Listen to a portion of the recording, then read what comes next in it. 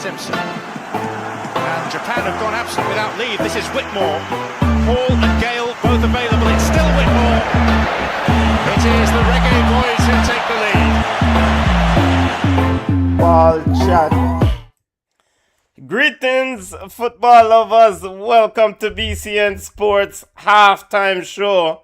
We are back. My name is Benton along with George Jr. What else I'm call you? Bogba. Wagwan family, how you stay? I'm good. I'm here. Why you doing some extensive work over the summer, man? You're working hard. You're sweating. Yeah. Hey, I'm on a weight loss journey, man. So I gotta work. Yo, big up to all the man who wear plastic bag, black plastic bag at the Sunday ball field and an attempt to just trim down things. Big up in yourself. You don't know yourself, you know. Big up for yourself. Junior, but overall though, jokes aside, you doing well. How is everything? You know, it's been a while since we've done a show. Yeah. I know we're ready to rev it up for what, the eighth season. Revving up the eighth season right now of Ball Chat and BCN Sports. And so the new layout there, people look at the new layout. We're promising we're going to make some changes, and the changes are here. So yeah, we're ready up. Let me look at it. It looks quite impressive from this vantage point, man. Look how we look on camera. Yo! Look all right on TV, you know. Yeah, man, we get it. Yo, we did some independent research, and the independent researchers looked at us and told us that our show looked too cartoony. So we had to do some revamping. So we revamped and we're back. All So right. let us know how you think about the new look. And we're ready for the new season. All right, new season it is, and because with the demoing new things, so you know there'll be a bit of troubleshooting along the way. So bear with us along the way. So we did beta test or what? It's beta alpha test. Is that what you call it in your world, Junior? And now this is the real test. What is this? I say we are here. We are here, test. Yes, we're no longer in the waterfall technology. We do agile around here. All right, see that. All right, sports fans. Hopefully everyone is having a wonderful summer. Hopefully you're staying safe. It's hot. It's absolutely hot, Junior. I mean, unbearable heat. Yo. Yeah, it is. It's a different year, and hot this late into the year. Yeah. Especially for us. So even though right around Labor Day is really when the temperature really start to change, to be honest. In my recollection, I don't know for other people recollection, and this goes for all those who are in the climate, are in the era where we're gonna have climate change and climate this and that. As well, my camera just go down, so I'm just go down a little bit more. Yeah. But yeah. And for all the yardies and Caribbean folks who live in concrete houses, yo, and Alaska fan that work overtime, yo, stay hydrated and stay in a shade because it's rough. Check on the elders because the heat no normal out the road. And I know what speaking of fans, big up to Sean, because Sean Pauls, I think he's still in Jamaica. Sean Pauls has been on the show. He's selling solar fans right now in Jamaica. If you are interested, send us an email or send us a link, send us a message on social media and say that you want to know about the fans. And what he's selling is down there, and this is in an attempt to help people in need. Of course, it comes at a small cost, but his attempt is that he's selling solar-powered fans. So you don't need electricity to run the fans at night. And by all indication, it's good fans. So we are complaining about heat and we have AC. And you talk about people that live in concrete houses. I grew up in Matalan concrete houses in Portmore, and let me tell you something. I couldn't go back there today and live one day. No, I couldn't live one day in that heat. So if you're interested in investing in a fund, link us and make us know. And we'll put you in direct contact with Sean. I don't want to put him information out there, like even though I have a flyer out, but I don't want to just send out him thing out there. If you're interested, send us a message and I'll put you in direct contact. We are no middleman. We're just going to say, yo, to the link here, and you and Sean talk. Yeah, man, big up, big up, big up. And again, you know, um, stay safe in this weather condition. Yeah. It's rough, it's rough. And check on the elders, and check on the young ones, and take care of all the pets and one, and check on the vulnerable groups. Yo, Yep. that's enough long talking. Let's get to it. A halftime show is back. Jam pack show. Premier League preview show at the top of the show. Premier League preview at the top. Then we'll dissect and discuss. Well, not dissect. We'll just discuss La Liga and Scudetto and some other leagues that are kicking off or kicked off. Jamaican football news. If we have any Jamaican football news, we'll touch it. But we don't have enough. So we're not going to waste time over this. We don't have our league. Big up to Mount Pleasant, who just played, just suffered a defeat to Sabo in the Caribbean Cup. So Coach Theodore Tapper Whitmore has some work to do. Caribbean Premier League, Corrigold Cricket. At the back end of the show, we'll do an update because Jamaica has a franchise now, Kingsmen, and we'll update on the status of the Caribbean Premier League. But it's all about it, Junior. Let's get to it. The Community Shield played out over the weekend. The flyer of Arsenal Football Club. Yo, champions of course, the 2025 EPL season. 2025-2026 EPL season. They took the Community Shield. Junior, is this a precursor of what to come? The 2026. Are we looking at the 2026-2027 EPL champs and the Arsenal Football Club? Why? I mean, they are definitely the team that is the most balanced right now, and what we're seeing is that they are the most prepared team right now to win the championship. Now we don't know how that will translate as the year goes on, but to start the season, yes, they are definitely heads and shoulders above everybody and ready to go. So yeah, but I know this was something I was thinking about the other day, that the Community Shield used to be the curtain raiser for the English Premier League, right? And it used to be something that for me, the Community Shield signaled the start of the European club season. And with the way how the transfer market is run now, and with the way the big money that is being spent and the length of time it takes for teams to get ready, it almost feels now like the international break is what the Community Shield was. That first international break, you have like 2-3 weeks into the season in early September. When teams come back from that international break, then now expected to now say, this is who we are. We're ready to go. We're ready to go. Blah, right? Let's hit the ground running. I said all that to say I won't go overboard against Maresca and Man City, because this Community Shield game was just a glorified preseason. And Man City that started that game is not going to be the Man City after when the transfer market closes. So it's kind of unfortunate. It kind of take away the meaning of the game, but Arsenal fans don't care to get another trophy. What do you mean take away the meaning? Let's do a quick recap of the game. What do you mean take away the meaning? Arsenal enjoying the trophy. Big up yourself, Arsenal fans. Enjoying the trophy. I'm telling you, 22 years it took to win a Premier League title. Then they follow up with a Community Shield and lay down a marker for the season. The game for the new season, the game ended 3-0. Goals by Ricardo Calafiori, Kai Havertz, Martin Odegaard. Before we even go into the English Premier League preview for this season, I mean, I why not? You kick out teams' teeth when you play them. Doesn't matter if a friendly or there's a trophy on the line. And Arsenal did that with a 3-0. They were a country mile ahead of Maresca's Man City in that game.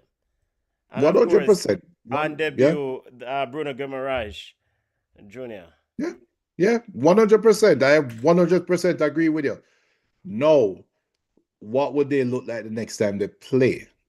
Are you sitting here saying, "Oh, I expect the same 3-0 at Emirates. I expect even more at Etihad. I expect more at Emirates. I expect the same 3-0 at Etihad." Is that where we're going with this conversation? Because I won't go there with you, because Man City is not going to be the same team the next time they play against Arsenal.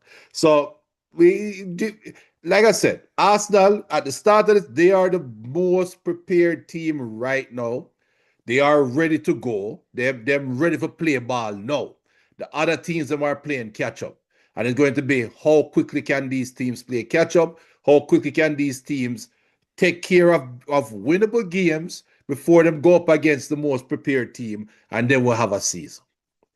I just want to send congrats to Arsenal Football Club. Arsenal. Not Arsenal. Arsenal Football Club and them fans. Simple. We don't really want to worry. I'm not worried or perturbed by games down the road. I just want to big up the fans them and send a... Yo, there you go. Let's get to the Premier League preview season. Let's get to it. I just want... Yo, it was a butter brew Sunday morning. Yeah? In the Community Shield. It's a weeping and mourning. And you know what? It was embarrassing. It was embarrassing display from Enzo Maresca's Man City. And Junior, I noticed you said that with a bit of a cheeky smile, being a Manchester United fan. All right, new season of the English Premier League kicks off on Friday with Arsenal Football Club making a kickstart to the season. They will play new boy Coventry. Junior, let's dive into it. Big things that you're looking for, high level, top level, before we pick apart some of these teams and businesses that they've done. Looking for the season or for a specific team? No, just for the season, high level, big things for you for this coming season. As a fan of the Babylon League, a huge fan of the Babylon League. In fact, the Babylon League choir boy or choir man. You know what? This is like Christmas morning to you or Christmas Eve. No, not really. But all right. So for me, the thing I'm looking for this year is there's turnover. There's huge turnover in the English Premier League. Legendary coaches gone, right? And they're being replaced with unproven coaches. And from a global perspective, this might be the year, possibly. It could be one or two things.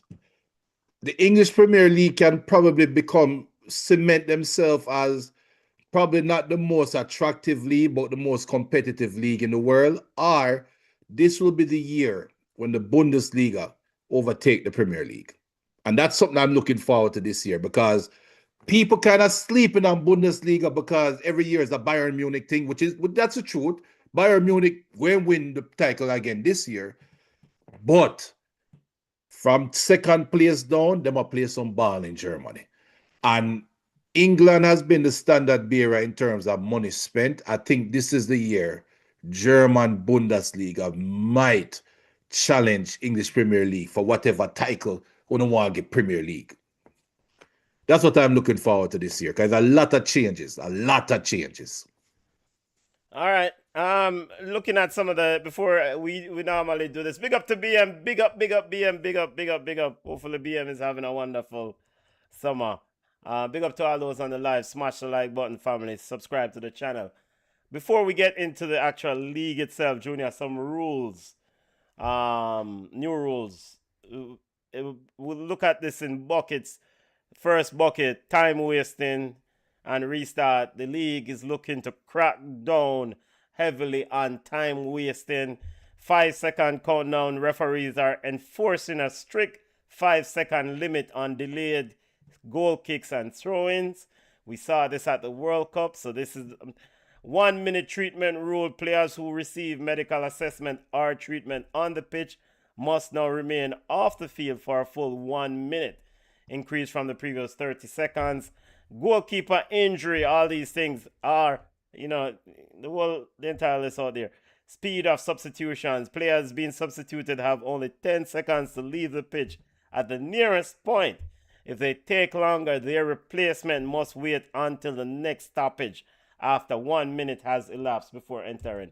That is the first bucket. The rules around time wasting. The English Premier League is trying to go hard at it. Junior, you think this will solve do you see time wasting as a problem in the English Premier League last year, or did you, or years before? No, I didn't see it. And these rule changes, I think these rule changes are more centered around TV, more centered around the product that is being presented on TV. And I think it's going to be a gentleman's and gentleperson's rule where they won't say, oh, you 6 seconds, you know, they're enforcing the rule, blah, blah. I don't think that's I'll be shocked if that happened. Now, if a player tries to abuse the system, then they're going to say, all right, cool. Make we just give a warning and enforce the rule right here.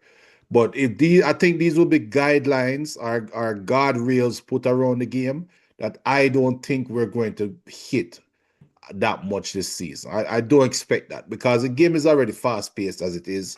And especially in England, they want to keep the ball moving quickly. That's the nature of the game in England. So I think that's just fodder. VAR for second yellow cards. I mean, strong emotion, strong opinions around VAR and VAR usage so far in the English Premier League and football, period, point blank. Premier League this year is going in the sense or in the direction of reviewing. VAR has the opportunity to review a second yellow card. VAR, the rule states a VAR review for when second yellow cards are awarded to a player resulting in a red card, only for when players are awarded a clearly wrong second yellow card rather than a potential second yellow card. So if it's a clearly wrong second yellow, they will take a look at it instead of a potential second yellow. That's open to interpretation there, right? Yes, but you see, I'll be more curious to know what the referees are being advised to do. Because we can talk about VAR changes, but if the referee, so like VAR is there to enforce offsides. It can enforce an offside line, right? I'm just going to draw a parallel to this point. We can use the VAR to tell if somebody's offside or not. So that now renders the assistant referee raising the flag early pointless, right? So in reaction, what do? Let the game play on. If the assistant referee is not 100% sure, he don't put up him flag and then make VAR fix it afterwards, right? If that's what's going to happen now, is it going to be the referee? If you are not 100% sure, don't give the second yellow card. That means if you feel like this is a yellow cardable, a cardable offense, give the second yellow card and then make VAR review it, right? Is that where we're going? Because no, what's going to happen is we're going to have an increase in red cards and then overturn to second yellow card. And not only that, we're going to now have defenders, our defenders wherever you are in the field, because you're on a yellow card, you are even less likely to be aggressive. So are we going to see more goals being scored? Are we now, because every Sunday on Ball Chat, we have ballers and bugs. Are we going to have an increase in defenders getting bugs of the week because them do a Virgil van Dijk like reaction to a play because I'm afraid of the second yellow card? Is that where we're going? Because yeah, it's just stupidity. You know, I mean, the good thing about some of these rules is this season they'll take a look. You know, once they'll get some data and they will then adjust accordingly. Yo, I don't expect these rules to disrupt anybody money. And bottom line, no club money now gonna get mashed up because of this. Well, unless you're Leicester, or Hull, or Coventry, or one of them local side. This one is probably we're not going to go through all the potential rules that could go into effect, but this one is an interesting one, and they highlight some folks highlighted Donnarumma in this last year. The trial to introduce a bid to prevent goalkeeper tactical timeouts. So goalkeeper time wasting. We highlighted this time wasting thing. This rule has not been granted or given permission by IFAB, the governing body for referees association or rulemaking. That is, so the rule itself is going to be trialed for the 2026-2027 domestic season. As part of the trial, if the game is stopped for a goalkeeper injury, the manager or the head coach will be required to nominate an outfield player to leave the pitch immediately. The nominated player is required to remain off the field for a minimum of 1 minute after the restart of play. The aim is to ensure genuine injuries continue to receive appropriate medical attention while removing any potential sporting advantage associated with stoppages. It's trying to mitigate or trying to reduce goalkeepers faking an injury to disrupt their opponent. This one's a tricky one for me. Your thoughts on it? Again, it's a trial. It's potentially going to be trial this season. IFAB did not grant full, broad sort of go ahead or green light. The association in England and referees association and domestic association is on board with this. Junior, your thoughts on this one? I have a simple response to this and all the rules that are being made. Let football players, let former professional football players be the ones that made the rules, not coaches. Not coaches, because I don't want a body show Arsene Wenger in this equation. What if the coach was a former football player? Then he's valid. He's valid. And what does a former football player needs to play at that level? Because I was a former football player that played Bush League football. Can I make some of the rules? No, because you never played in the league. Let former EPL players make the rules for English Premier League. Make former national team players make the rules for national international football. That's how it should be. I shouldn't guarantee it, but I'm willing to bet that if you were to ask former players, if you were to sit down with Pirlo and say, hey, here's our rule, Pirlo will over say that's BS. If you look at Shevchenko, that's BS. If you ask John Terry, that's BS. I'm curious to know how many players would agree with this rule. And did they consult players? And who the hell make these bored people that never run a mile in them life sit down and can determine fair, Junior. Some of these bored people were former players. But if it's a former player, then I'll be cool with it. Because the former player will have to look into the face of current players and explain to them why what they did in their day doesn't apply to what they want to see happening today. That's the difference. And the simple explanation is that just like former players, the customers, the consumers of this product, like myself, are tired. We're tired of the time wasting in football. We're tired of it. Goalkeeper, nothing happened to him. Him sit down, boom, bam. Time waste. Donnarumma, come on down.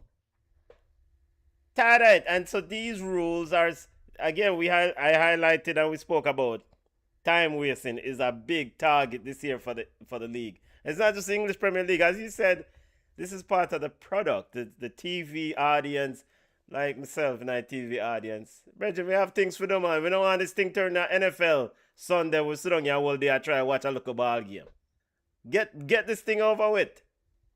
So here's my simple solution. I may ask you this. Why wasn't this a problem 15 years ago, 20 years ago? I can tell you why it wasn't a problem 15, 20 years ago. I can answer the question. All right, answer the question. Because referees have allowed these things to proliferate now in today's football. Referees, come on, wherever they big up yourself. The other part of the ball chat family, the heartbeat of the BCN sports family. Yes, referees have allowed these things to fester. And I want to see all these things get eliminated from the sport or reduced, especially diving. So that's the key. Bring back give the referees back the power. Now, I was watching some old cricket video, and I'm going to land the plane. I was watching some old West Indies cricket video, and back in the day, Australia was the team that brought in the refusal to walk. And anybody that knows cricket, I mean, no BM don't know cricket, but it back in the day, 20, 30 years ago, a batsman, even if him feel like his ball bottom pad, and him know him plumb, he's walking before the umpire do this. Yeah, right? I mean, there's a bit of decency involved. And that's why they call cricket the gentleman's game. But when they brought in technology, you can review, you have Hawkeye, you have this, you have that, it changed. It's the same thing with football. There were times in when we watch, so you look at some old videos of football. I'm obviously old, I'm talking like 10 years ago, 15 years ago. You see some video, you see some man you see some calls will go for goal kick, but it was clearly a corner. You see some calls when there was even a Nanny video when Nanny dive, quote unquote dive. And he did get tackled, he did get fouled in the penalty box, but he dived. And he had a reputation of diving. Referee, some of the business, brother, you dive, get up and play on the game. In vex, Fergie vex, but Fergie wasn't vexed with the referee. Fergie was vexed with Nanny. So bring that back into the game. Give the referees back the power. Give the referee back what I say is law. Make VAR. Let VAR come in for goal line technology. Offsides. Nothing else. Nothing else. Anything else, you just say, yo, the referee make him call, we'll deal with it. That is what them need to bring back. And I agree with you, it's the referee's fault. And that's why but I don't think it's the referees' fault. I don't think referees have gotten worse. I think that the institution or the overhead or the policy makers have prioritized the fans' reaction over the referees judging the game. And we need to go back to referees having the power and you deal with it. Baseball, to this day, Major League Baseball, you have, the strike zone. You have where a ball can be going to the TV. The TV clearly have the box, and you see the ball going to the strike zone, and the umpire says ball. And the commentator says, well, okay, we'll deal with that call. Are the pitcher clearly through a ball? Umpire says strike, and the ball clearly out of the zone. And the people have to deal with it. So bring that back in football, man. And the sad thing about it, it won't happen. It won't. It won't happen. It won't. Yeah, I agree. All right, let's get. Go ahead. No, go ahead. We're gonna bring up BM comment when we talk about the transfers. Okay. Let's get to it. What you said you wanna do BM comment right now? Well, so BM did say first welcome back. People don't know BM is also a member of the show. He's a can't call him a producer or a director of the show. A stat man. But he have the stats. Is our BCN Sports analyst. Residential statistician. Yeah, man. Residential statistician. In fact, But it's if it's a statistician Bundesliga, emeritus. No, it's a professor. but the Professor B, I like that. With distinction. The man said the Bundesliga cannot overtake the EPL. That won't happen anytime soon. Careful. He also said, "What are your thoughts on the new Manu signings? Maybe only Santos interests me." Yo, real quick, Manu is crap. Next. All right, you're not getting off that easy, Junior. 9. All right, let's get to it. 9 new managers in the Premier League. Junior, let's get to it. 9 new managers in the Premier League. 9. Let me find. Can you name the 9 new managers? Our new managers, new team. Yes, new managers in the EPL. So you have Iriola. Yep, at Liverpool. Iriola is at Liverpool, yeah. Yeah. You have. Do you consider Xavi Alonso, Chelsea? Yep, Xabi Alonso, Chelsea. Maresca at Man City. Marco Rose at Bournemouth. Marco Rose at Bournemouth. That's a good one. Yep. Crystal Palace. Pierre Pierre Sage at Crystal Palace, yeah. Yep. Fulham, Arbiola. Yep. Alvaro Arbiola, Fulham. That's a good one. That's a damn good one. I don't say Iriola at Liverpool. Yep. You only got I think 2 more. Well, 3 more. Because you did say Crystal Palace, Pierre Sage. You have 3 more teams. So Glasgow, where Glasgow they go? All right, you're Bridging. Your most hated manager, owner. Right, Nottingham Forest. Yes. What a brother fool. Oliver Glasgow. Come on down, you damn idiot. Oliver Glasner at Nottingham Forest. Gary O'Neill at Ipswich. Yeah. After McKenna got the team promoted and McKenna just exited. Just left. Yeah, that McKenna thing was weird. Yeah. And of course the final one, Junior. Mateus Jacelli. Is it Jaisel? Newcastle. Yes, Newcastle. Yes. And that's another peculiar one too. Eddie Howe leaving at the debt. I mean, I would leave to if the club overthrew me and sell Bruno Gomes and Tonali. Well, I think you said it recently that the project is the steam run out. Yeah. Steam run out that project. So to reiterate, Adone Ariola at Liverpool, Enzo Maresca at Man City, new faces, new places. Ariola at Liverpool, Enzo Maresca, former Chelsea manager at Man City, Xabi Alonso at Chelsea, got Saka run out of town by Real Madrid. Marco Rose tips his hand or tries his luck over in the English Premier League with Bournemouth. Oliver Glasner, Nottingham Forest. Pierre Sage. Where Pierre did at Lens. I think he was at Lens. Did quite well with them at Lens. I actually think he won Manager of the Year last year.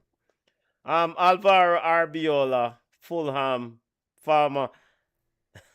Yo, the Premier League turned the Real Madrid Weas Club. Weas League. Yeah. Real Madrid Farmer Manager League.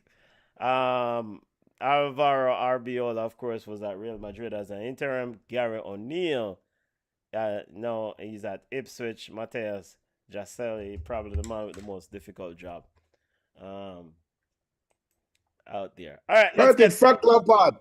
Yeah. Coventry. Which one? Frank Lampard, Coventry. No, he's not a new manager. He got them promoted.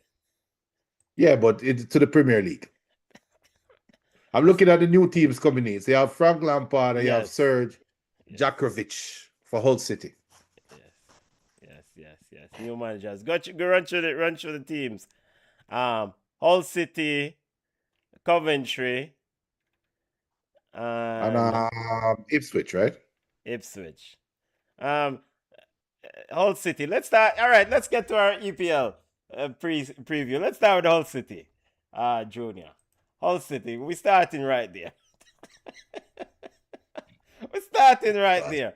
Hull But City, new boys in the EPL. Your thoughts on this team? You just mentioned. Remind us of the manager again. Mr. Jaragovic. yeah, Sergov Jakovic. All right.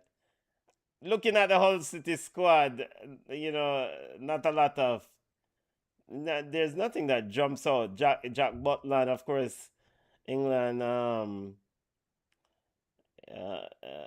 There's nothing. There's Oliver McBurney Jr. Will Hull City stay up in the Premier League? I mean, Hull City, of course, will be fighting for survival. Oscar Zambrana out of Ecuador. I'm just throwing out names here, but interestingly, I mean, this could be the home for Jamaican football fans in the not too distant future.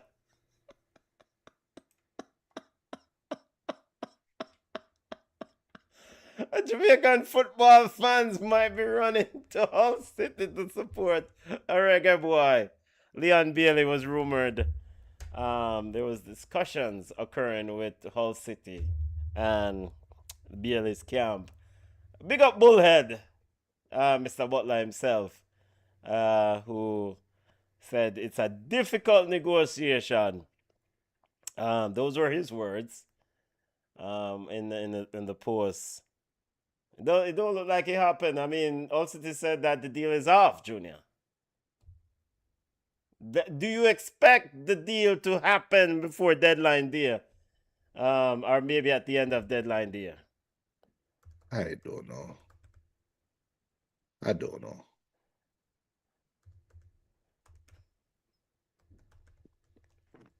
I don't know. Man, it's the first show back, Junior. Deadline day is September 1st. No, but what I you want me presume to they're still say? negotiating. I think Hull City coach came out and said it's dead. And when you think about it, which negotiation, where is the problem with the negotiation? Is it that Hull City want to pay X while Aston Villa saying the player is worth X plus Y? Or is it, okay, it sounds to me like Aston Villa is okay with letting the player go. So there shouldn't be a problem with the transfer fee. So where is the negotiation problem? Where is the negotiation? What's the negotiation problem? I mean, yeah.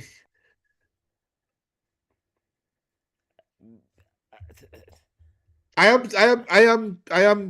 am hinting towards certain things. I am highlighting the elephant in the room, and there's a big ass elephant in the room. What the hell is wrong with the negotiation? All right, Junior, let's get to the. Some ballers don't play for both side.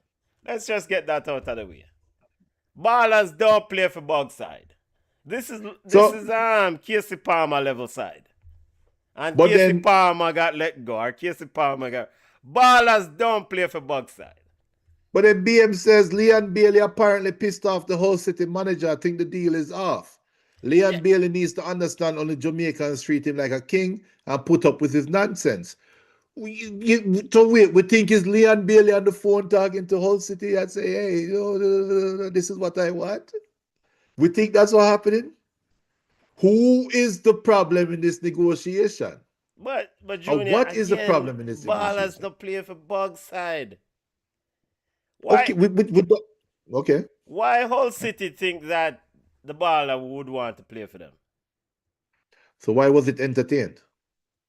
I mean, it's probably just using Hull City as a leverage to try to squeeze another deal somewhere else. I mean, come on, let's be honest here, Junior. Do we think that Leon Bailey was truly going to play for Hull City?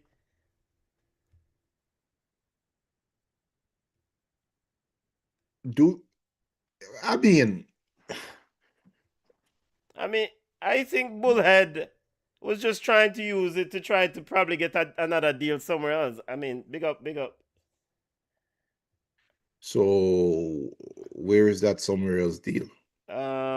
It's just we gotta wait until till September 1st, Junior. Oh no, let's not make it sound like September 1st is a month away. It's 2 weeks away.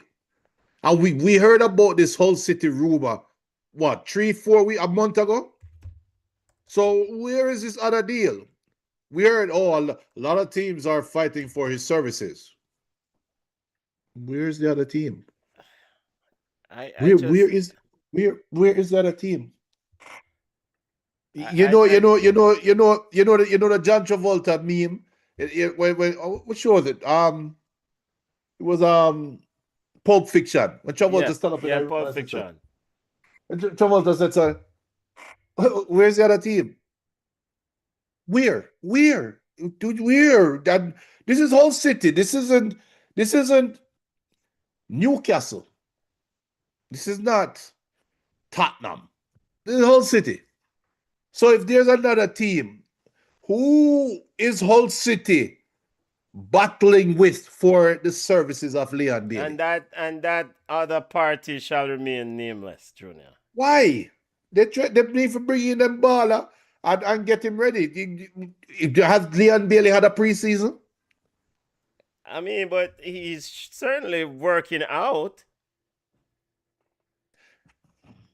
This is the same this is the same Leon Bailey that went to Roma and was sent back. Yeah, but I mean, Gasparini at Roma said that he felt like he just didn't get a fair shot, and just unfortunate things never work out. Yes, I think Gasparini did try to put a good spin on it. Um, you know, so you don't think the baller will be at Hull City? No. No. All right, let's move on from. If he was going to be a whole city, maybe no, he could. All right. I think he can be at whole city because Aston Villa don't want him. So it might be a loan. How about a loan? I don't see Hull City investing in their squad with a loan because Hull City is trying to stay in the Premier League. That's priority number one. So loaning in a baller that is not a surefire hit doesn't match priorities. They don't have the luxury to loan in a possible. So no. Okay. BM says, fun fact, Hull City is the former club of Reggae Boys, Tupper Whitmore, Pepe Goodis, and Marlon King, yeah? BM, he also said, rumor has it Ajax is trying to sign him. We've heard this rumor in previous seasons. I don't think it's true. He's just not the type of player Ajax would sign. At some point, people, we need to understand that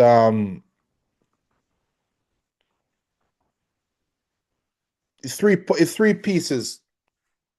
There's three pieces to a deal. You have the selling club, the buying club, and the agent. And sometimes one of them put a story out in the media to try to incite some change. We saw it earlier when Arsenal put out that Lewis Kelly was being offered to Manchester United. Man U come out and say, we don't hear about this. Then Arsenal come out and say, we don't hear about this. And then the player come out and say, we not hear about this. I want to stay at Arsenal. And you say, so who put this information out in the media? Somebody put this in the media. And common sense will tell you Arsenal did it because Arsenal are trying to offload the player so them can free up the books. Common sense. So for Leon Bailey to be on Ajax radar, look at Ajax over the years. Look at Ajax's mode of operation. Does Leon Bailey fit what Ajax does? The answer is no. No. Ajax don't buy season ballers. Ajax groom them ballers from youth and then sell them off.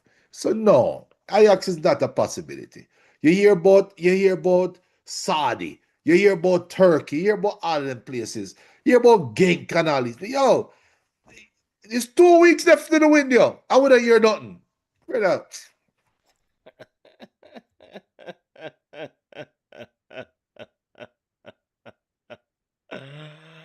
All right, let's move on, family. Let's move on. All right, let's get to the champions. You know, the current Premier League champions. We're not waste all day on the top club, Arsenal Football Club Junior. Busy well, probably. Would you call this a busy transfer window for the Gunners? I mean, some players moved on. Trossard moved on. You know, who else? I'm looking at the players that move on this year. Did Zubimendi move on or no move Zubimendi yet? No, Zubimendi still. You can't He'll move on. He'll be going soon. He'll be going Solis is in. But more importantly, what I want to highlight about Trossard though, how big of a miss he will be, Junior. I'm sorry. You don't think Leandro Trossard is gonna be a big miss? Hell no. Junior, I mean the impact he made coming off the bench. Hell no. Okay. Arsenal has gotten better. All right. Buhari. Nwaneri. How you pronounce his name? Nwaneri, but he might be on both him and Lewis Kelly, according to the director Garlic. Both Lewis Kelly and Nwaneri, if the right offer comes in, you know, word is that they're looking for a loan deal for Nwaneri. But all right, so let me just run through the players that arrive at Arsenal Football Club. And Gumaraj, Christos Tozelis, Messler as a backup goalkeeper. Piero Henkepe made it permanently converted. He was on a loan. Players out: Trossard, Jakob Kejovor, and Christian Norgard are the players out for Arsenal. Junior, one time them did a flirt with Vinicius, but we don't know what was all about. Your thoughts on Arsenal's summer so far, and how does this set them up for the Premier League? They have gotten better. Simple. Bruno Guimaraes, bringing in Bruno now tells me that Zubimendi don't have to play. Arsenal just got better. And big up to Zubimendi. He's integral in the transformation for what Arsenal has become. But the time has come. And Bruno Guimaraes is an upgrade. So I think they have gotten better overnight. Trossard, it is what it is. And they needed to move on from Trossard. Now, maybe this gives my boy, he play for Crystal Palace. I name. Yes, sir. Eze. Not Eze. Eze. Yeah.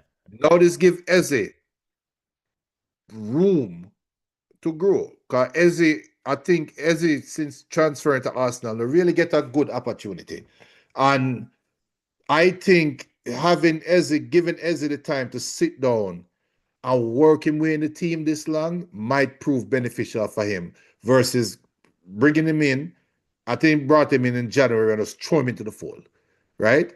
Eze just work him way in, and I think this is going to prove beneficial for him. He's going to have the opportunity to do something. So we'll see. But also, Junior, have you been keeping track of Eze in the summer? Like in the games, of course. I don't care about preseason games.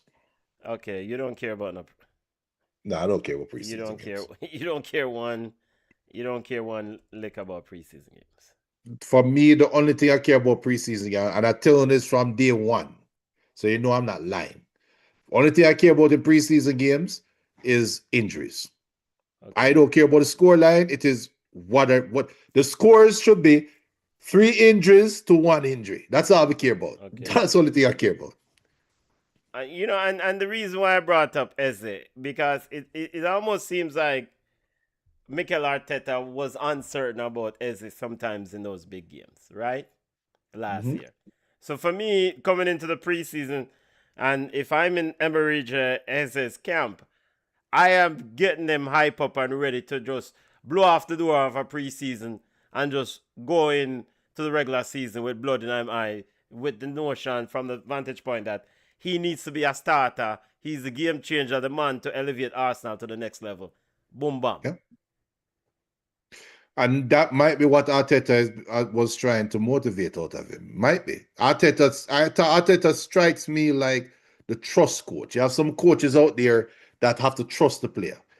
We see it with Gyökeres versus Kai. Kai getting all of these games in the big games when Gyökeres should have been the upgrade. Yeah, He's so our he next one trusts- too. Yep. He Trust. just trusting players. So Gyökeres is in Ez's boat, in my opinion, in a little bit lesser extent in terms of pressure to deliver. But Gyökeres should be happy Eze was brought in the same time. That not as much weight is put on Gyökeres like they put on Eze. I'd even think Madueke, another one. Yeah. But he trusts Madueke more than he trusts Eze, it seems like. So the time is now, and you have to stand up and deliver or take away yourself. Can you see how them say Barcelona monetized Gyökeres, which was to me was just a crazy report. Crazy report. All right, continue our EPL round preview. Sure. So you like what Arsenal did over the summer. So Yeah. Arsenal kicks off this week on Friday against Coventry. Arsenal won the EPL, of course, last year. Of course, they kept the coach. Before we leave Arsenal, Mikel Arteta, he's going into his final year. Any concern about Mikel Arteta maybe? Why is Mikel Arteta going into his final year of a contract with Arsenal Football Club? That's a good question.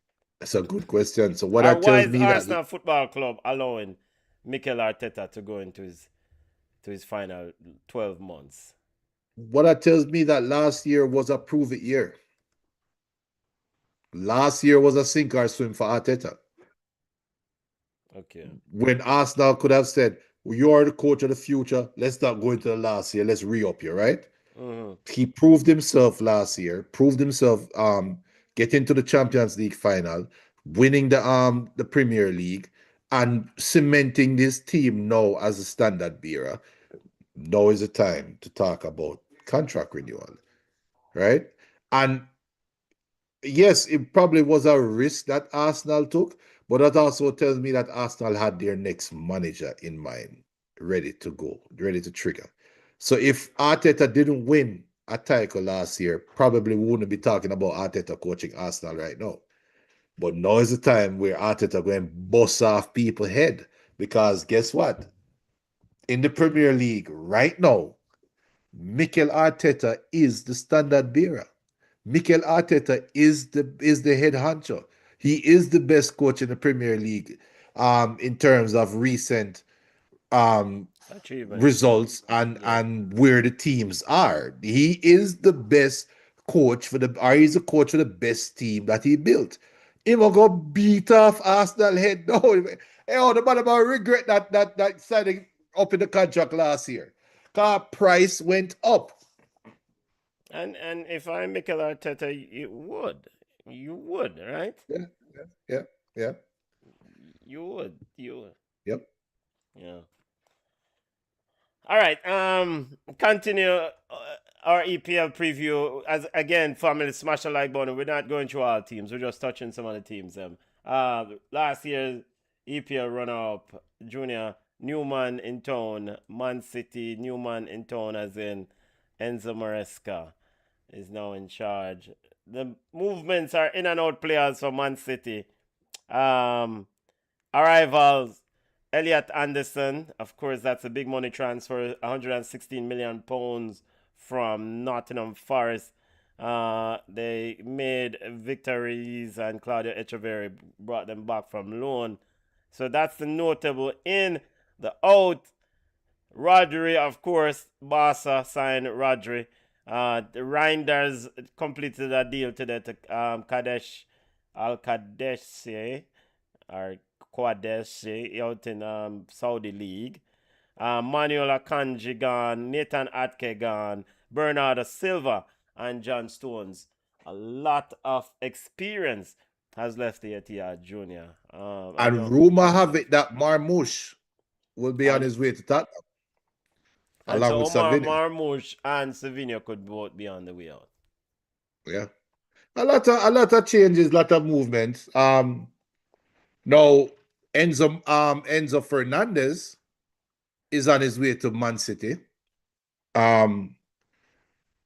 With Enzo Maresca, we all know the Enzo Maresca, Enzo Fernandez relationship, how that was at Chelsea.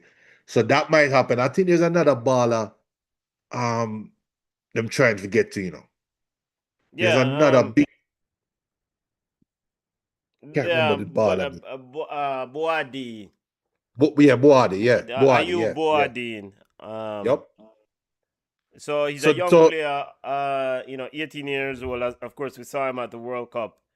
Quite an impressive player. Listen, this thing about Enzo Fernandez. I want to peel this onion a little bit, Junior. Before we move on from the EPL, from Man City.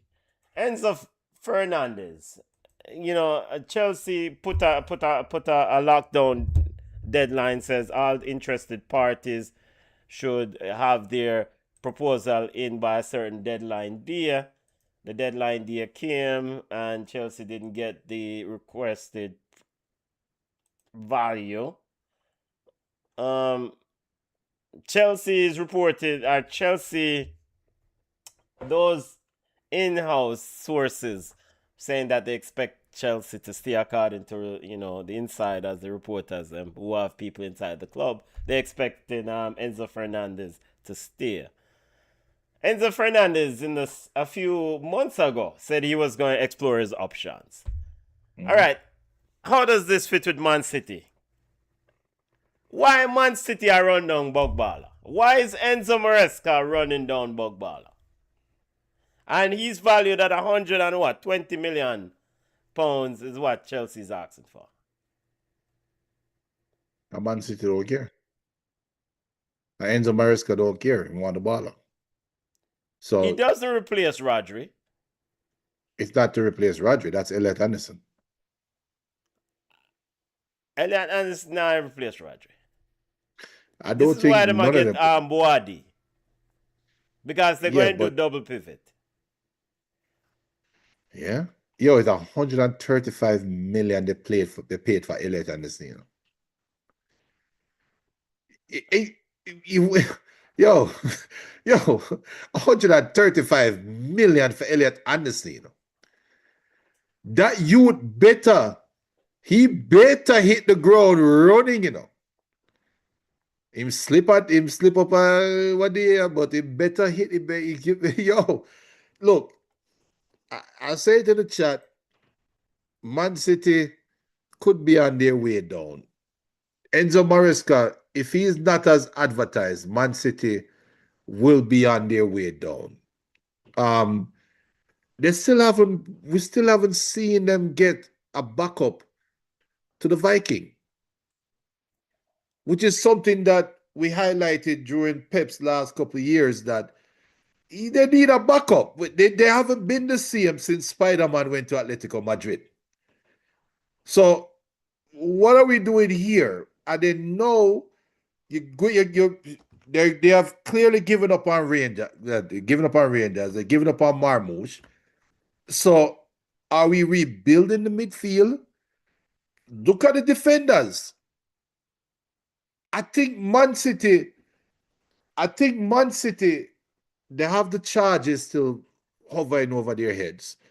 And I think their approach to the transfer window this year was to try to say, even though we have lost, our leader in Pep Guardiola, all-time coach, regardless of what people think about William Rank, he is one of the best coaches in his generation.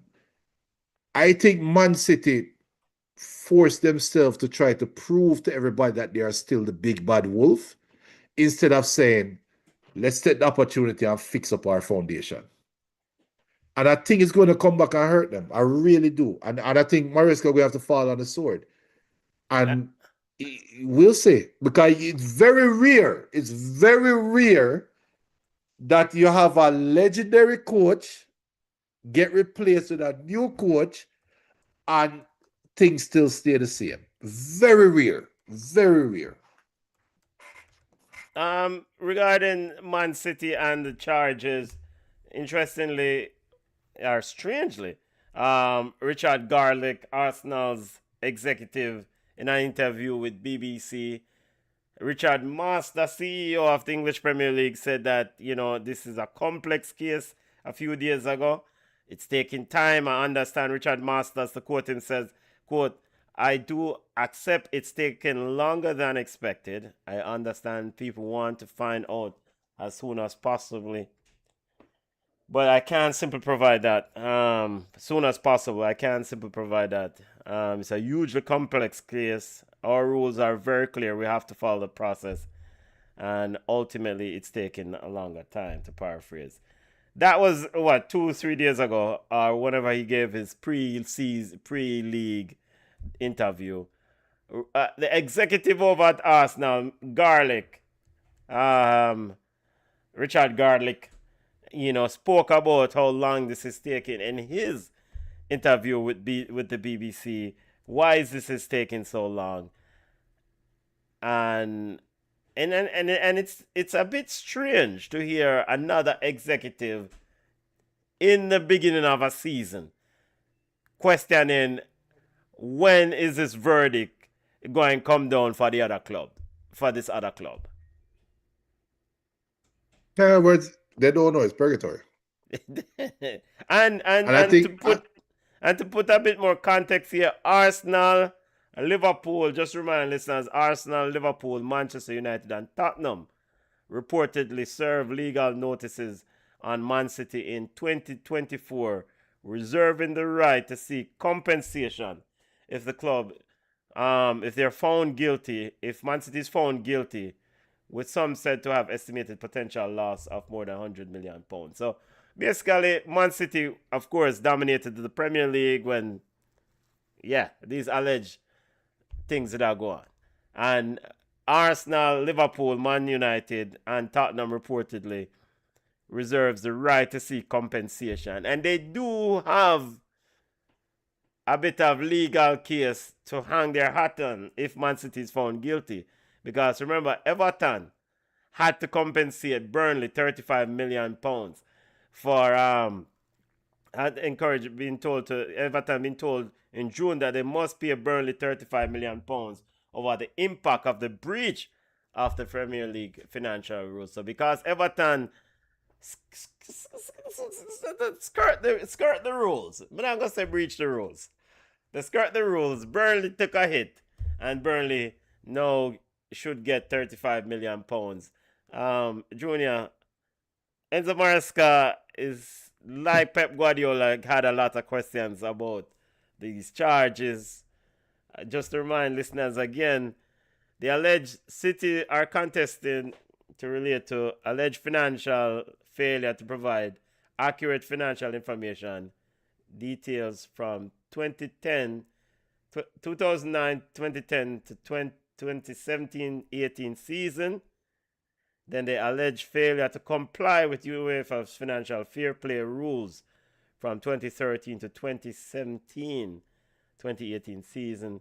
And the alleged breach of Premier League profitability and sustainable rules for the 2016 to 2018 season. And there's also been charges or allegations of failure to comply with the league investigation in 2018 and 2023.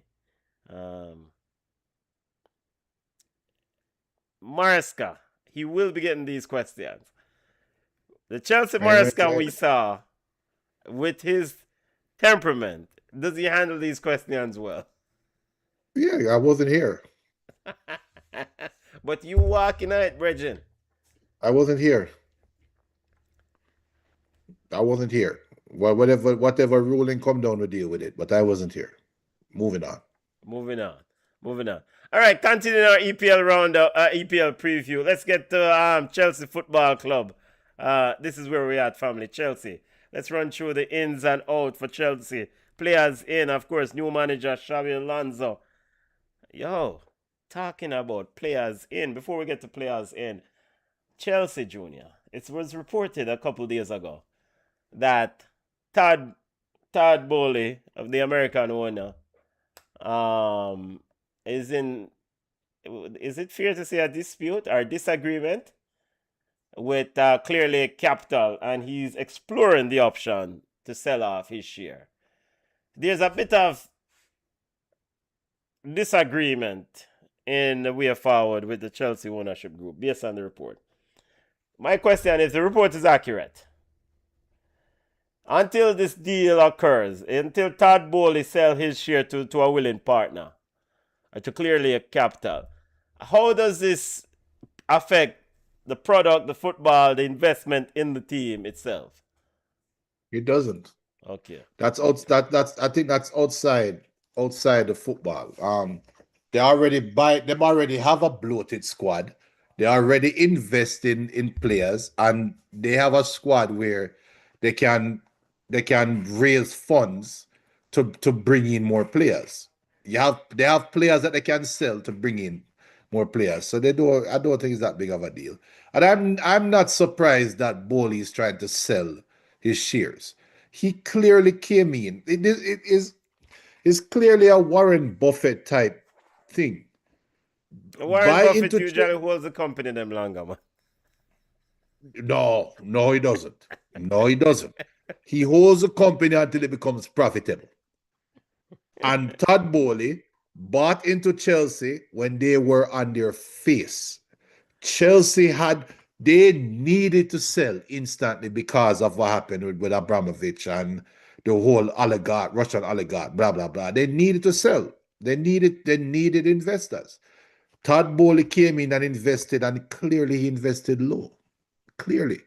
That's why he could spend up all of this money, change up the managers, inflate the squad, put this big value and increase the value of the club. That's what he did. He increased the value of the club overnight. And now he's ready to sell. And he's ready to sell a team that is not as valuable as they seem. But there's a bloated squad. It looks like a good project for somebody who have a long-term goal in mind. They want to build up a team. This is a good starting point.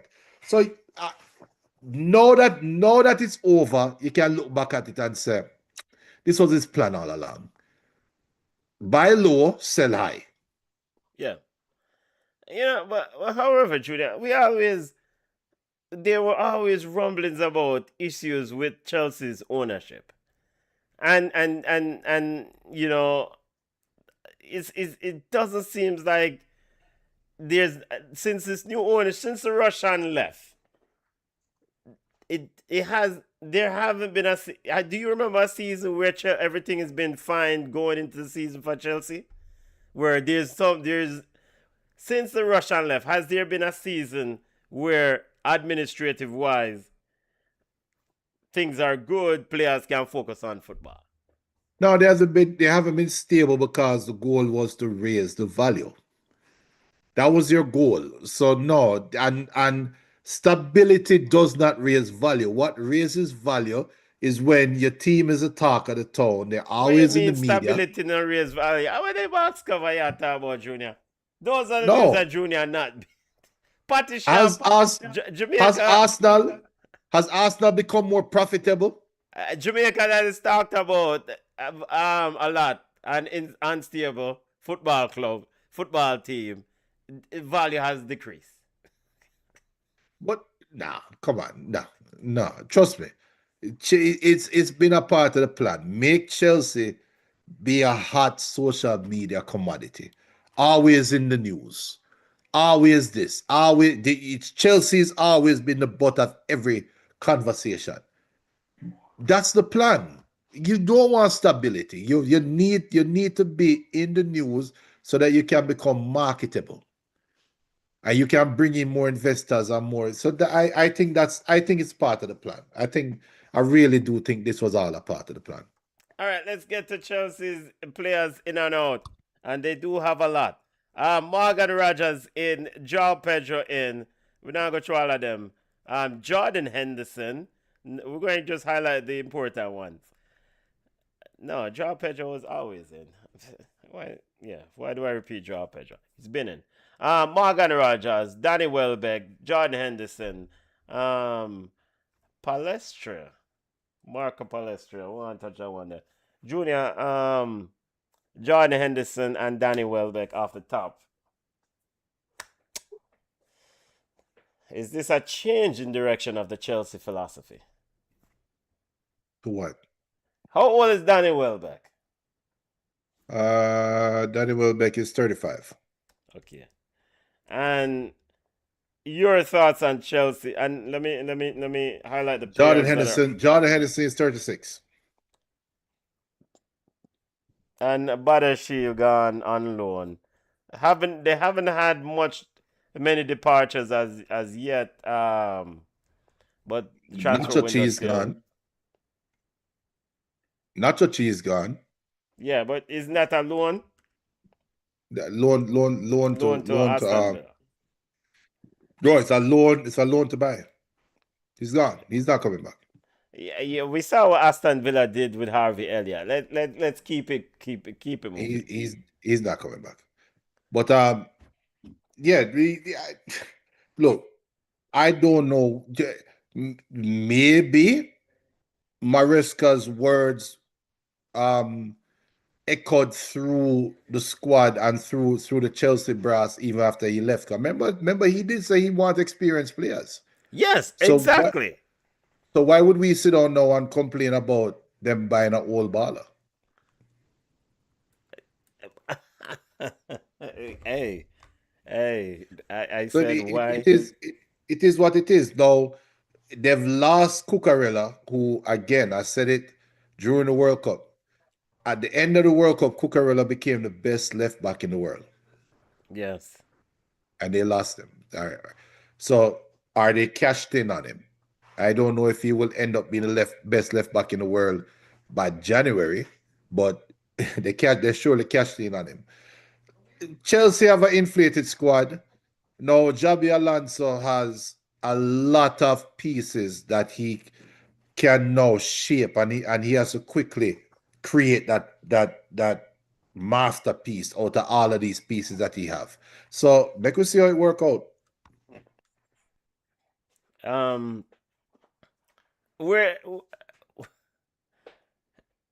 So you're satisfied with the Jordan Henderson, but why not Granit Xhaka though? You asked a question over the summer when Jordan Henderson was brought in. Why not Granit Xhaka? Because Granit Xhaka is not English, not homegrown. So Jordan Henderson come in now as a de facto player coach, and he doesn't count much against the cap. Granit Xhaka is not English. Danny Welbeck is English. Okay. So these players come in now with a wealth of knowledge. Doesn't count much against FFP or whatever. Yeah. They're not coming in to play a million games.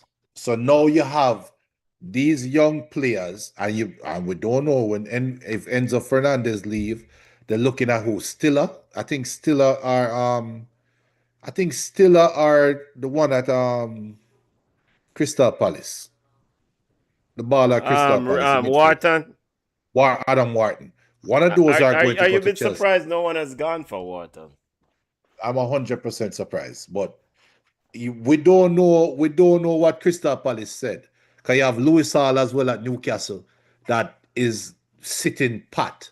That you're surprised that nobody went for, or nobody really kicked the doors down for. So we'll see. But if Enzo Fernandez leave, Chelsea will sign either Stiller or Adam Warren. Enzo Fernandez. I hope he stays. All right, let's go over to Liverpool, family. We pushed up against the clock.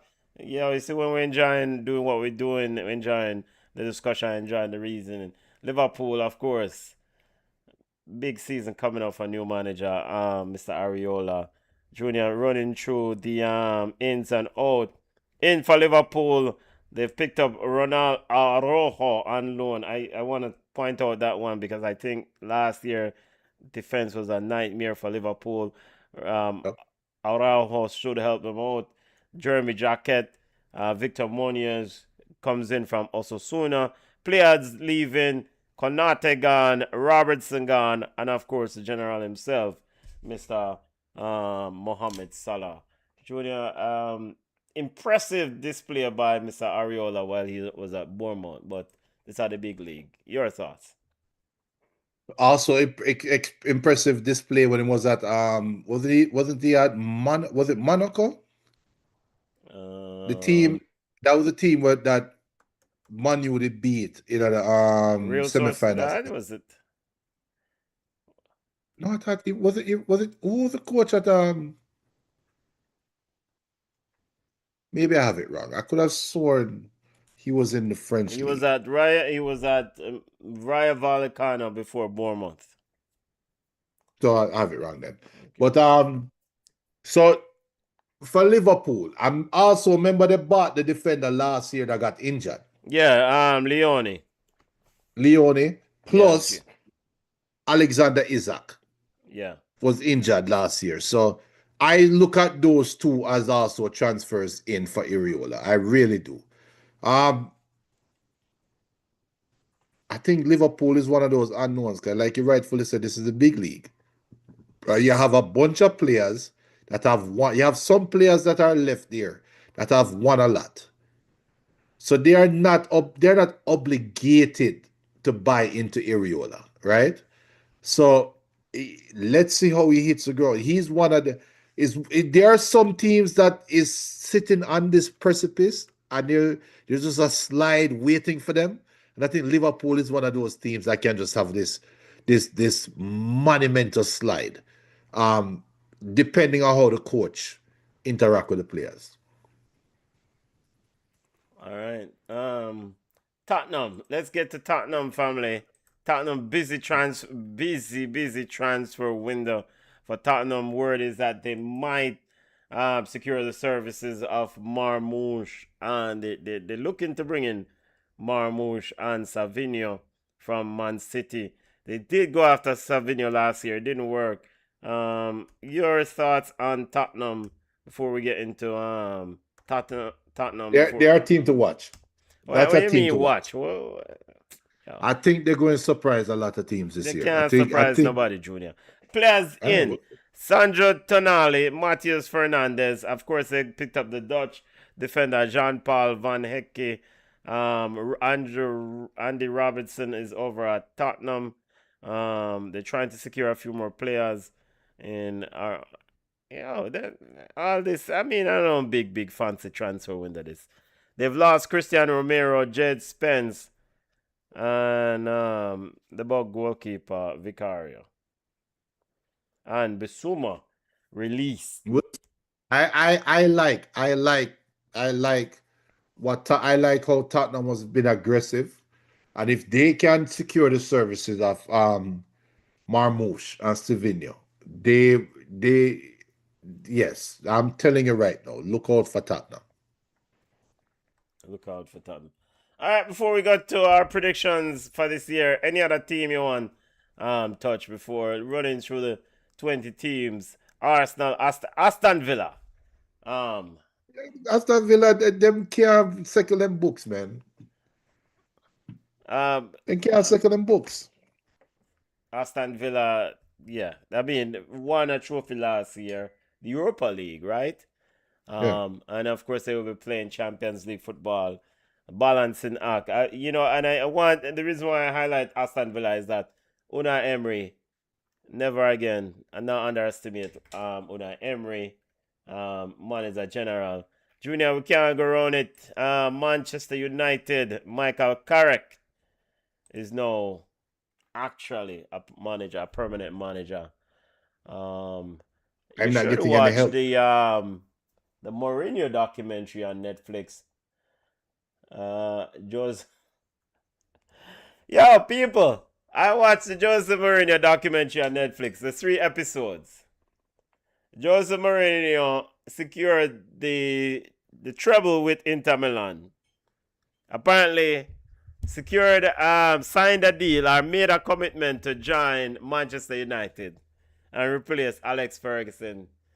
And then Florentino Perez came calling, and Jose Mourinho said, "You know what, Man United, big club over here, so go on with that." Nothing wrong with that. Jose Mourinho, check it out. It's called Mourinho on Netflix. Very good documentary. But let's get to Manchester United, ins and out. Junior, talk to me. It's a dumb transfer window. It's just shit. That's what it's Tell been. us how you really feel. Tell I'm us how you telling you. really feel. Players in, I guess Lamens is made permanent, the goalkeeper. Tillemans is in. You got Andres Santos on loan. And you're looking at Baliba. Players out. Of course, Casemiro. Sancho is officially released out of the club. And has Malasia.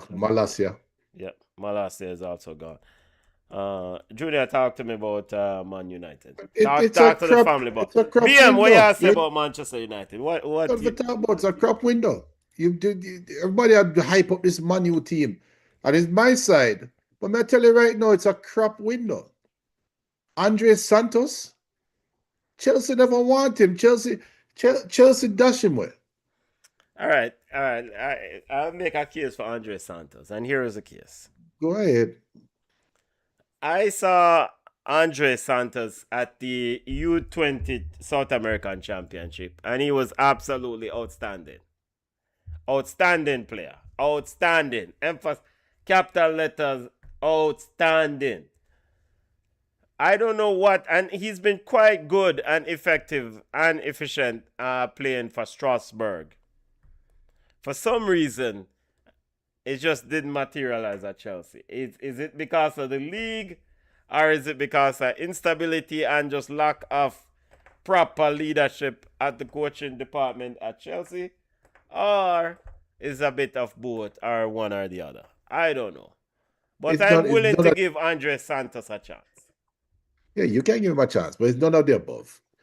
Andres Santos at Chelsea was looking up to Caicedo and Enzo Fernandez. You're not getting a game.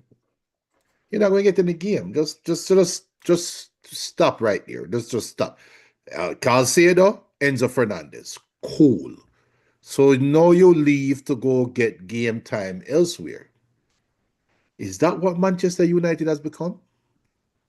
Manchester United has now officially become the team that players come to get more playing time. Don't get me wrong, the youth might materialize to one of the best midfielders in the world just because he get the opportunity at Man U. That's cool. But that is what my side has become. That's your marquee signing, Andre Santos. Well, your marquee signing is Yuri Tillemans. It could be Belieber. If Belieber, they're very close. It's a Belieber might be the marquee signing. He'll be the highest. 65 million for Belieber. Better. Man City just get Elliot Anderson and going for Enzo Fernandez. We're talking about Chelsea might get Stiller or Wharton. And Man U get Yuri Tillemans and Andre Santos and Carlos Belieber. Belieber was crap last year. Ever since the whole Belieber to Manchester United last year fell through, Belieber never have a good season last year. He didn't. He didn't have the same season he had at Brighton the year before. So he fell off. Plus, Beliba is also injured, but yet them already signing him. The youth of Brazil, what name? I think a Villa sign him or Newcastle sign him. The Which one? baller, the baller for Brazil that they go World Cup. A Manu signed him, but then he failed the medical. A Manu said, "We're not about to sign him." He was playing in Italy. I don't know why the name slipped me right now. And this was before Yuri Tillemans. So that baller was supposed to Douglas be signed. Lewis. No, not the Douglas Luiz. Okay. But that baller was supposed to be signed. And he's the one that came in late for Brazil after the injury. After but who he replaced? Uh yo, gotta look up the name right now. Brazil. BM says should it be Saudi would be a likely destination for Bailey, similar to Damari Greer a few years ago. The reality is he's not EPL quality anymore. If not Saudi, maybe MLS. Yeah. Edison. Remember Edison at Atlanta? He signed with Manchester United. It was deal done, and something came up with his medical during the World Cup. And the Man U said, "No, we're not about to sign him." If Man U had signed Edison, I'll feel a little bit better now, because Edison is an engine. But yet them signed Beliba, and Beliba have ligament injury in his ankle. So what showed up in Edison's medical that didn't show up in Beliba's medical when Beliba cannot play till the end of September? Reports are he won't be physically fit, 100% fit till end of September. But yet, them going apart. Tillemans, I hear it actually is a Goldbridge. Tillemans was injured when he signed with Manchester United. So how the hell him get past the medical, but Edison never get past the medical? So it's Beliba was a baller. discount price, Junior. Beliba was a baller that Man U wanted last year. Brighton said 100 million.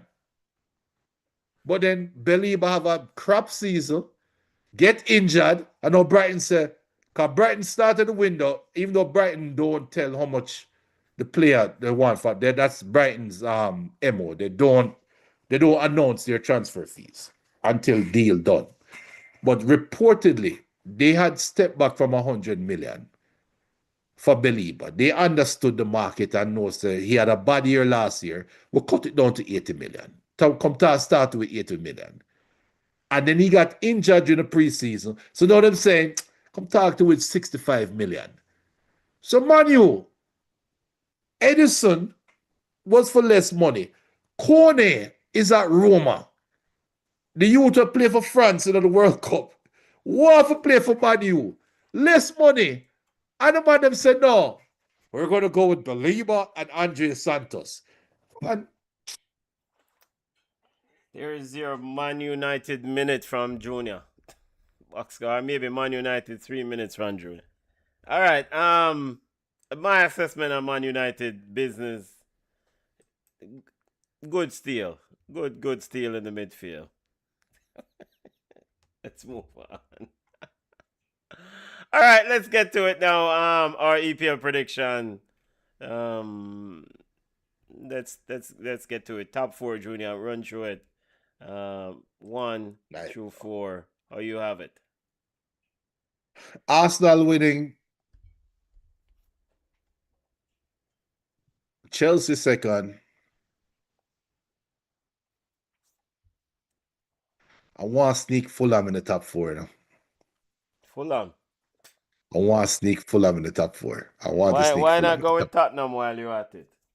I'm really thinking Tottenham, but Tottenham is too much change. But yeah, we'll go safe. Arsenal, Chelsea, Man City, Man U. Go safe. But I want to put Fulham in the top 4. All right. Yeah, take too much long talking. Arsenal 1. I gave it a 4. Man City All 2. right. Liverpool 3. Arsenal 1, Man City 2, Liverpool 3. Top twos from last year. The same way, regardless of what is happening with Man City and the uncertainty around if Enzo Maresca ready for the video line, they have a goal scorer. And by and large, they will score goals in abundance against most teams in the EPL. Most teams in the EPL. So, with that backdrop, Arsenal 1, Man City 2. Xabi Alonso. Xabi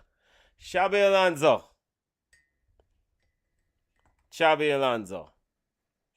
I think he's gotten job. This Enzo Fernandez situation if you get figured out and figure out quickly. You know what? Liverpool 3. Let's go with Liverpool 3rd. Man United 4th. No, Chelsea 4th. Chelsea not playing European football. They're not playing Champions League. But yeah. Chelsea's not playing European football this year. Right? Right? Yeah, I think them have Conference League. Chelsea don't have Conference League. No. You don't know, remember which part? No, Chelsea will not play in Europe for the 26-27 season, finishing 10th in the Premier League. Well, that's why I have them second then. My second sounds sure. Sounds sure. All right, so 4th Chelsea. It's a long leap, long jump from 10th to 2nd. So all right, so you have Arsenal 1, Chelsea 2, who 3? Man City 3. And who 4? Man U. What? Man U. Speak up, man. Because that me are the only man who bought Manchester United to finish in Champions League spot last year, you know. Even though I didn't end up picking them. Don't do that. I didn't pick them. I did say that they have the quality with the transfers. But I wasn't convinced. Because tight pants coach boy did that. As in Ruben Amorim. No, but Michael Carrick get found out this year. God go with him. God go with him. All right, Arsenal 1, Man City 2, Liverpool 3, Chelsea 4. No European football. Xabi Alonso. Danny Welbeck will score goals. João Pedro looking good in the summer. Get rid of Enzo Fernandez. Whatever you need to do, Chelsea. Where the camera there? Chelsea fans. Get rid of Enzo Fernandez. Get rid of him now. In fact, pack up in Bungland, drive him, go wherever he want, drop him off. The man not committed to the thing. All right, relegation fight, Junior. How you see it? I don't know. Gotta look at both sides there, man. The side, Coventry, Hull, and Ipswich.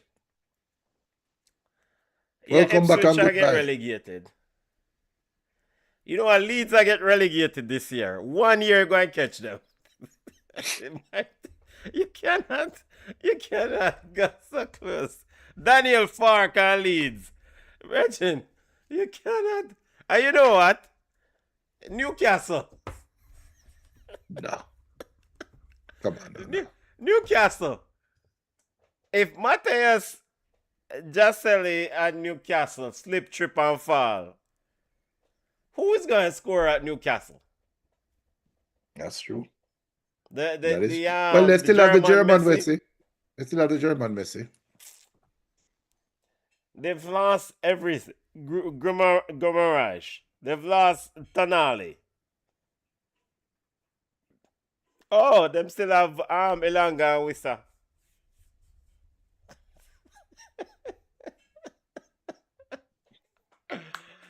Yo, 10:36 p.m. Halftime show. BCN Sports is back. Junior, long talking that regarding football. BM says, I think the three newly promoted teams are likely to get relegated. Likely or will be relegated, BM. Either pick them or stand on principle, BM, and pick three teams to get relegated. I pick Leeds, Ipswich, and Newcastle because I think Hull City is going to get Leon Bailey. And Coventry going to stay. Frank Lampard is doing wonders at Coventry Junior. Okay. BM also say he just hope that this upcoming season with Carrick doesn't bring back memories of Solskjaer. It won't bring back memories of Solskjaer, but it's going to be damn close. Can tell you that right now. Yo, we had so many things on the agenda we wanted to discuss, but it's a first show back. We have to pace ourselves. English Premier League kicks off this weekend, starting out this Friday. Arsenal versus Coventry at 3 p.m. Hull City, Manchester United. Hull City get aside to beat up at 7:30. And that's at Hull, so hey, why not Hull? Everton Razor for the newly promoted. Yeah, Everton versus Crystal Palace in the 10 o'clock window. Ipswich, Sunderland. Forest versus Leeds at 12:30. Spurs versus Brentford. Sunday, 9 a.m. Aston Villa, Brighton. Man City versus Bournemouth. In the main event, Newcastle versus Liverpool. And at 3 p.m. on Monday, Chelsea rounds out the window with a game against Fulham. Opening weekend, Junior. Opening weekend.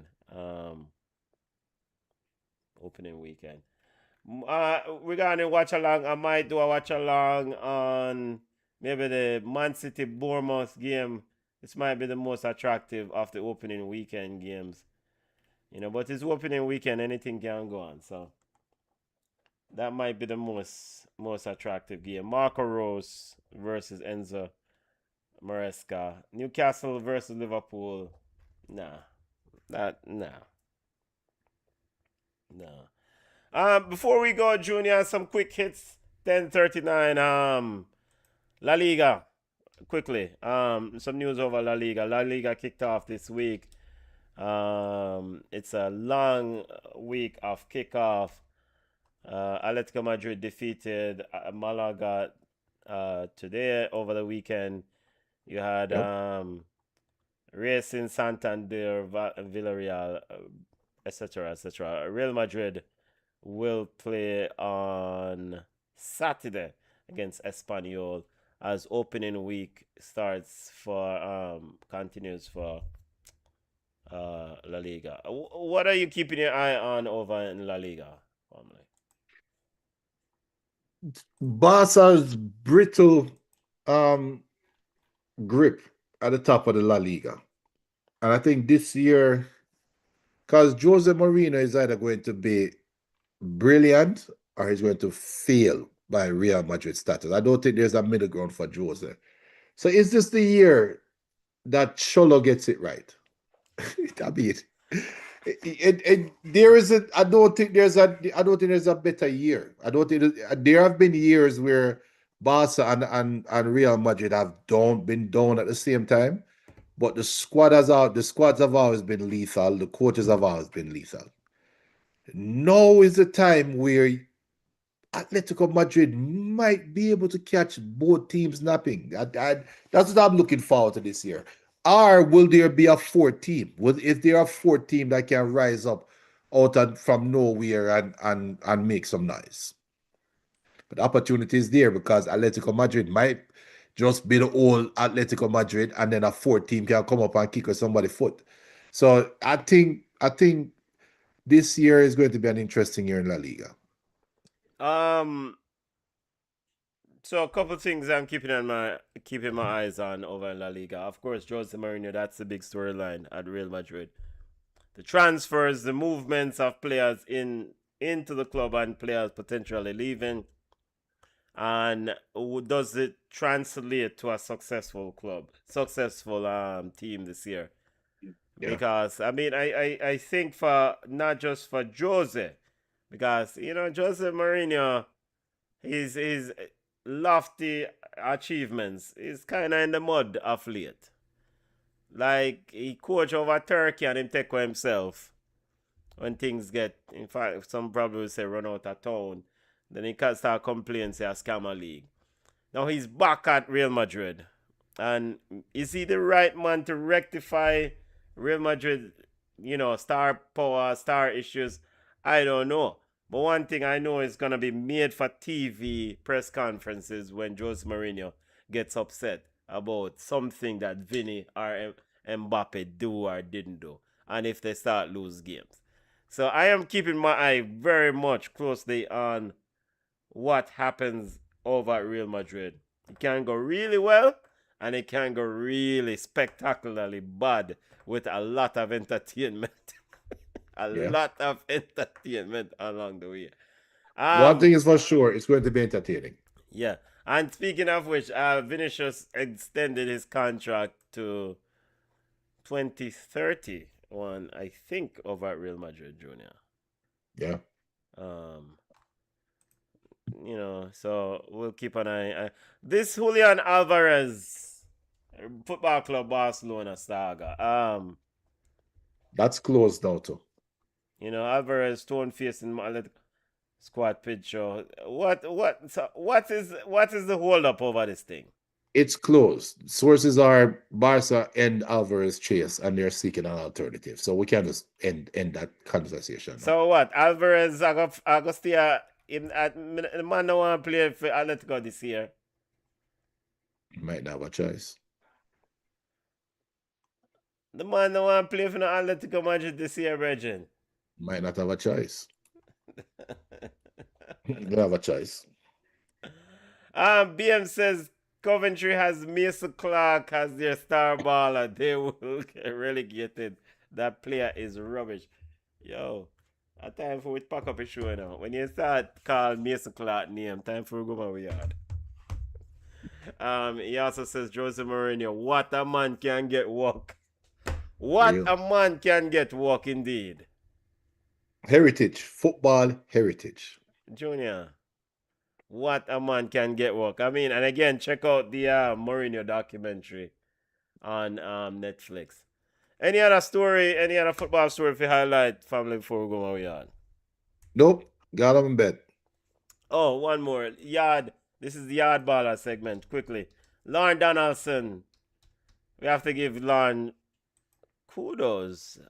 What one call it? Lauren is back at the Chicago Stars. What 16 months? What exactly is the role? Is Lauren now? Is it the interim director? What them call it? Interim director of coaching is the new title. They just say to bring him back in some capacity. I think they brought him back in some capacity and is now like a coaching waiting. It's like a just in case. It's like in case of emergency, we can break this glass because it's close. That's how I see the interim director of coaching. Yeah, he's back in the building and it's just being close just in case. That's how I see it. Lauren Donaldson, big up yourself. We're going to keep an eye on Chicago Stars. Let me see if we have any women football news from Yardy Ball. Big up Yardy Ball. Risha Walker finished college and made her professional debut in Costa Rica. Big up Risha Walker. Raisha Walker. Paige Bailey Gill is over at Grasshopper. Trudy Carter registered with Zolos in 5-1 win next call. So Trudy Carter still playing in Mexico. Before we go, we also want to big up the Cameroonian women's team, junior Afghan women champs for 2026. Big up to the Cameroonian ladies who won AFCON, Women AFCON 3-0 over Malawi. Big up to those Cameroonian ladies, you know. Would I do a big up watch Cameroon. along, but we did their road, so you know. BM says we need Lauren back for November. He's not convinced about Busby. Yeah. And he also said CONCACAF Nations League next month. I think there will be some surprises. To play Guatemala and Honduras, I believe. No football. Caribbean Cricket Premier League is on, so I'm gonna finish watching this game. People smash the like button and subscribe to the channel. New subscribers, big up on yourself. BM, we're back. Come on. Why should I? Need to get come on, start out ready again for your new season, Junior. Time for we go my yard, brethren. Time for go my yard. Yeah, people.